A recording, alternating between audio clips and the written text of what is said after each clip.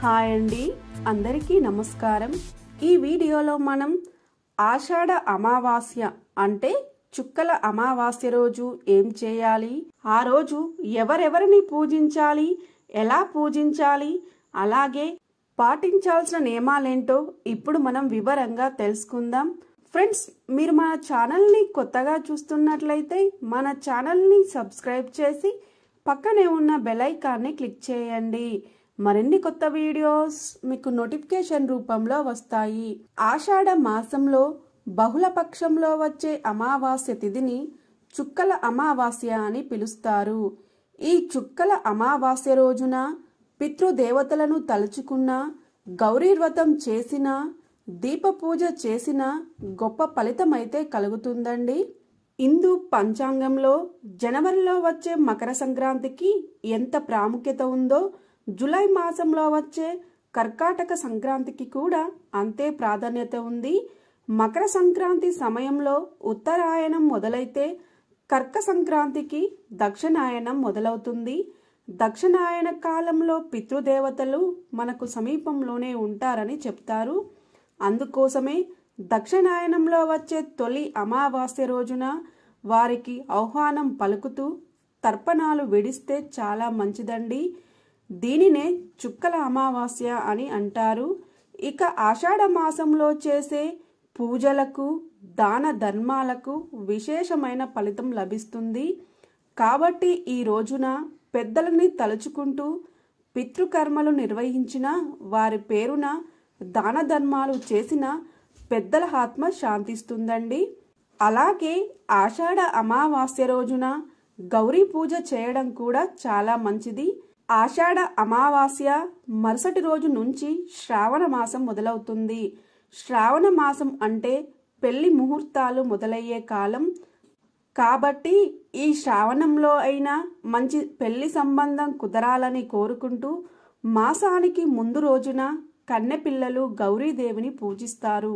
ఇందుకోసం పసుపు ముద్దను గౌరీదేవిగా భావించి ఆమెను పూజిస్తారు. బియ్యం పిండితో చేసిన కుడుములను అమ్మవారికి నైవేద్యంగా సమర్పిస్తారు. ఈరోజు గౌరీ పూజ చేసి ఆమె రక్షను ధరించిన వారికి త్వరలోనే వివాహం జరుగుతుందని పురాణాలలో తెలియజేయడం జరిగినది.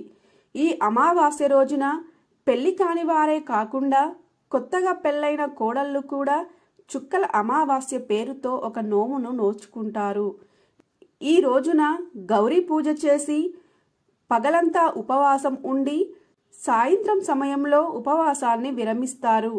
అమ్మవారి ముందు 100 చుక్కలు పెట్టి వాటి మీద 100 దారపు పోగులను ఉంచుతారు. ఆ దారపు పోగులను ఒక దండగా అల్లుకొని మర్నాటి వరకు ధరిస్తారు. స్తోమత ఉన్నవారు ఈ రోజున బంగారపు చుక్కలను కూడా దానం చేస్తారు.